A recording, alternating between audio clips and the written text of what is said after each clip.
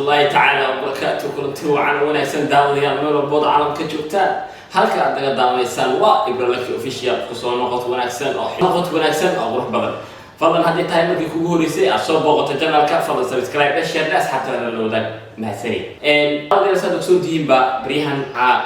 dawladda saddex soo diinba mar walbo aan soo fidisto waxaan idin wadaa wax mar walbo aan halkaan imid aad u ogtihiin inaan idin soo gudbiyo muuqaal qurux badan maanta arintu waa ay ka duwan tahay maanta waxa miiska ii saaran ama waxaan codsi ah ka helay labo fanaaniin oo caan ah Soomaaliya caan ka ah sida wada taqaaniinba dhalinta soo bixisana ah وبحي ودن كنا أيه واحد إسكو هستان أنا كسوع عم بحي هذه أنا كسوع عم بحي إيه مسوع عم بحي إلهي أمر كيس بدنا والصومالية أنا كسوع عم بحي إن وفعنا من ملوز زمان شرع أنا بلدكم كان عمل يلوز لا كان ضد مهين عملنا كيف مسكين كانوا كم كسيس عمل ما كان ضد مهين عمل أبو أنا وطن كان عمل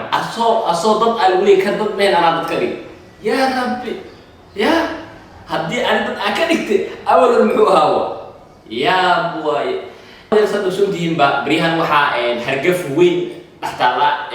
fanaanka la yiraahdo Sharma Boy iyo fanaanka kale la yiraahdo Ida Boss oo wada taqaaniin waa labadii fanaan hees ugu dambeysay ee soo wada qaadan ahayd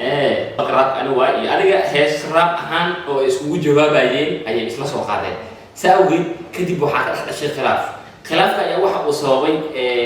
Ida Boss in uu YouTube islaameed inuu soo fadhiisto oo ka afnagaadeeyay Sharma Boy kadib markii ay doodaasi jirtay iyo khilaaf badan dhexdooda maray ayaa waxa ay labadooduba si toos ah isku guceen aalada WhatsApp-ka si ay isku wadaagaan ama si ay qofka kale qaldan istusiyaan ilaan ibn aadamka haduu isku dhaco ama haduu isfahmi waayo waxa wanaagsan inay isfahansiyaan meesha ay wax ka qaldan yihiin inay isfahansiyaan hibil adaa qaldan iyo hibil adaa qaldan sida awgeed Ida Boss ayaa waxa uu wacay Sharma Boy oo asagana wiil Soomaaliyeed wiil ka wanaagsan aan isdhihi karo maxaa yeelay ninkii la caayay la aflagaadeeyay wax walba lagu sheegay Ida Boss inuu YouTube soo fadhiisto wuxuu u sheegay afur wax uu reebtay ilaahay uu damale laakiin saawgeed Sharma Boy wax muusan ka dhihin inuu YouTube soo fadhiisana ma uusan ka hadlin laakiin arintaas uu ku xalin karo inuu saaxiibkiisa sasabo saawgeed waxaan idin wada hadlaya isoo gaaray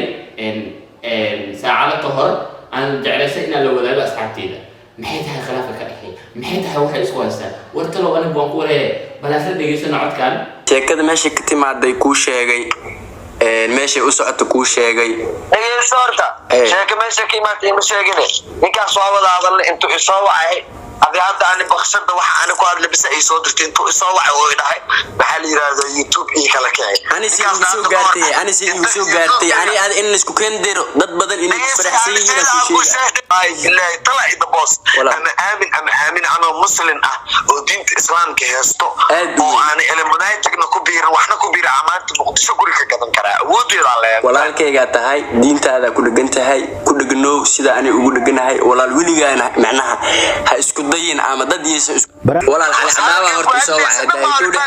مركا يوتيوب كفدس قف لا صادر دري حتى اساس وما قف مركي لا صادر دري حتى دد اي صادر دران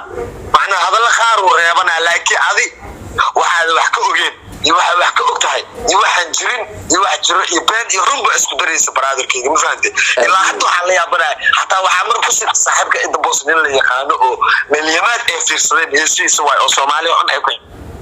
ninka ma waashay war maxaa ka sii hadii la xirsan yahay hatta war waxaan rabnaa wada cabnaa walaal sax waay balwadu waa wadaagnaa saaxiib hadii la wada xirsan yahay hatta waxyaabo qaar waa la iska macnaa waa laga taxadir la qofka ninka rag control uu leeyahay ma fahant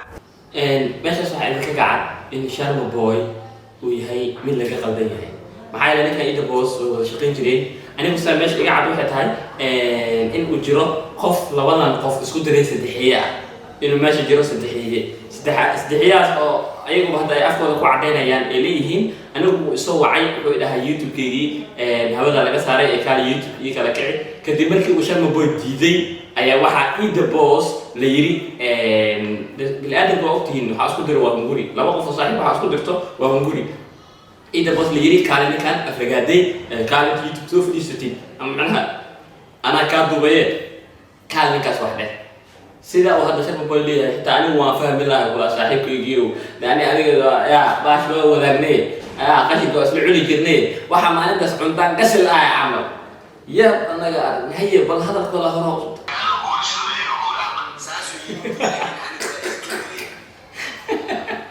يا رب يقول كلام والله وعدي زعل سيدا اللي يقول ما هو كلام عمل بابلا أنا ما يقول عمل قولي ما يقول كل سيدا اللي يقول عمل بعدين قولي لا يقول